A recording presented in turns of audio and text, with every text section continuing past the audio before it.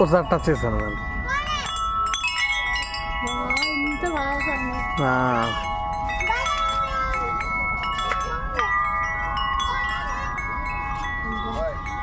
దేవుడు పారాయణం చేసే